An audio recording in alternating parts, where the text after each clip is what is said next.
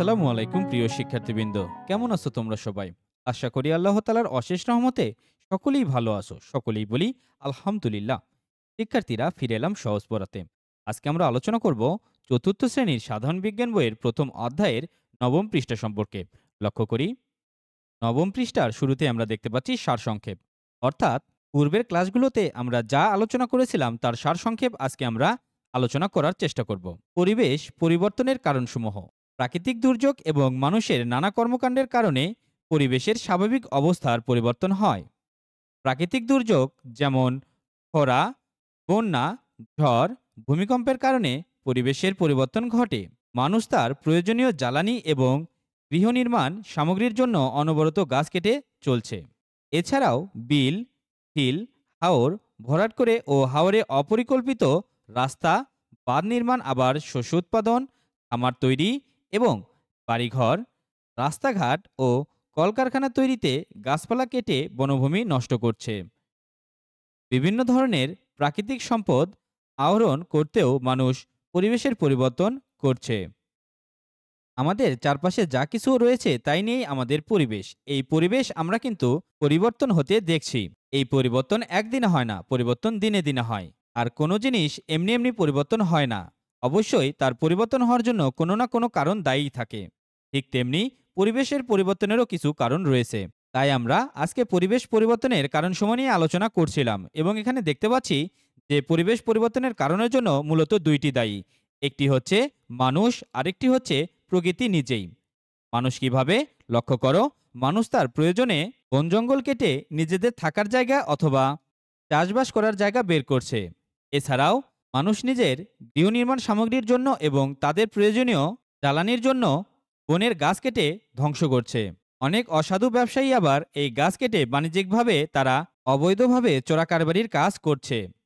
মূলত বন জঙ্গলের গাছ কাটা কিন্তু অবৈধ, কেননা এটি আমাদের প্রাকৃতিক সম্পদ।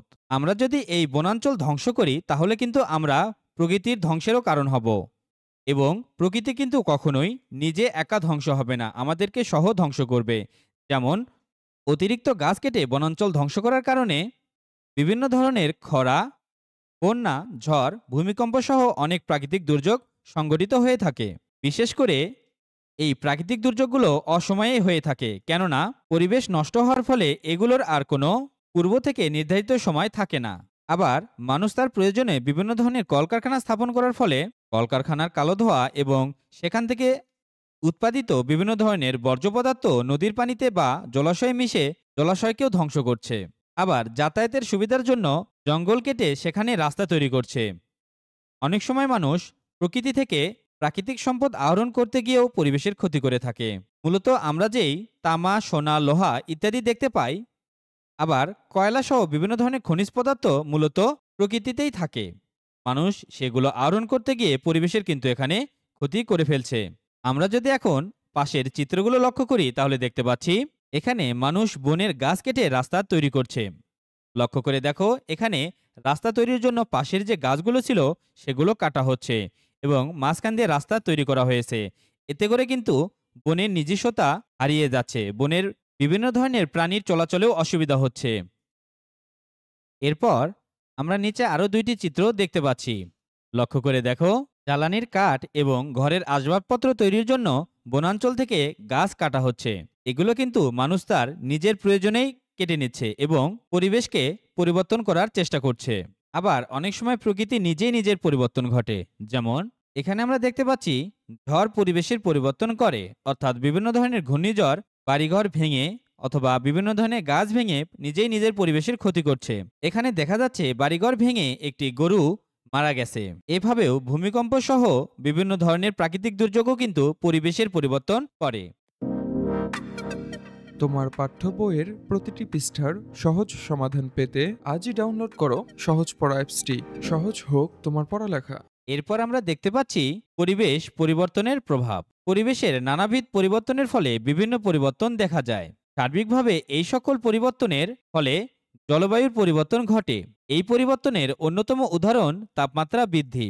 একইভাবে জলবায়ু পরিবর্তনের ফলে অসময়ে বৃষ্টিপাত বা বৃষ্টিপাত হ্রাস, খরা, জলোচ্ছ্বাস, লবণাক্ততা, বন্যার মতো প্রাকৃতিক দুর্যোগ দেখা দেয়। প্রাকৃতিক দুর্যোগের ফলে মানুষ ও অন্যান্য জীবের জীবন এবং বাসস্থান মারাত্মকভাবে ক্ষতিগ্রস্ত হয়। প্রিয় শিক্ষার্থীবৃন্দ, পরিবেশ পরিবর্তনের ফলে অনেক ধরনের প্রভাব দেখা দেয়। এই একটু একটু করে পরিবেশ পরিবর্তনের ফলে জলবায়ু পরিবর্তন হয়। কোনো একটি নির্দিষ্ট অঞ্চলের ১০০ বছরের গড় আবহাওয়াকে বলা হয় হচ্ছে জলবায়ু। এই জলবায়ু কিন্তু পরিবেশ পরিবর্তনের কারণেই হয়ে থাকে। আর এই জলবায়ু পরিবর্তনের অন্যতম কারণ হচ্ছে তাপমাত্রা বৃদ্ধি। তাপমাত্রা বৃদ্ধির কারণ হচ্ছে আমরা বনাঞ্চল থেকে বিভিন্ন ধরনের গাছ কেটে পরিবেশের ক্ষতি করছি, যার ফলে আস্তে আস্তে পরিবেশের তাপমাত্রা বৃদ্ধি পাচ্ছে। এই তাপমাত্রা বৃদ্ধি পাওয়ার কারণে আমাদের পার্শ্ববর্তী দেশ ভারতে ও নেপালের কিছু অংশে মাউন্ট এভারেস্ট রয়েছে এবং সেখানকার বরফ গলে পানি হয়ে যাচ্ছে। এই বরফগলা পানি তার পার্শ্ববর্তী দেশ এবং আশেপাশের অঞ্চলকে বন্যা সৃষ্টি করে ভাসিয়ে নিয়ে যায়। এছাড়াও জলবায়ু পরিবর্তনের ফলে অনেক সময় অসময়ে বৃষ্টিপাত হয়।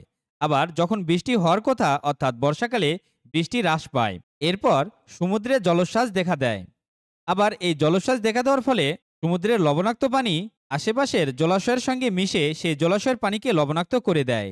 এক কথায় বলা চলে পরিবেশ পরিবর্তনের প্রভাব আমাদের জন্য খুবই শোচনীয়। আমাদের সকলেরই উচিত এই পরিবেশ পরিবর্তনের প্রভাবের জন্য যা যা দায়ী সেগুলোকে রোধ করা।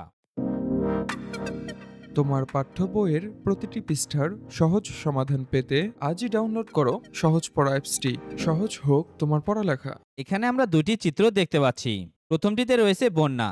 লক্ষ্য করে দেখো, বন্যা হওয়ার ফলে একটি গ্রামের বাড়িঘর ডুবে যাচ্ছে। সেখানে মানুষ, গরু ছাগল ভাসছে। আবার কেউ কেউ ঘরের চালে আশ্রয় নিয়েছে। আবার কেউ কেউ নৌকাতেও ঘুরে বেড়াচ্ছে।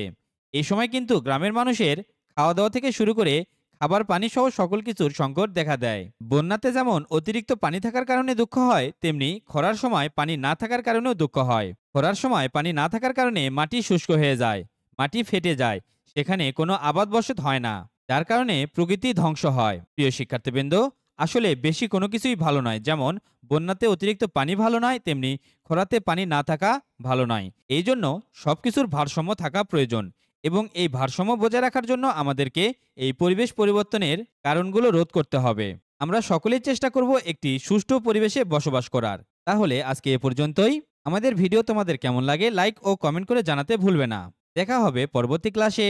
ততক্ষণ পর্যন্ত সুস্থ থাকবে, ভালো থাকবে এবং সহজ পড়ার সঙ্গে থাকবে। আল্লাহ হাফেজ।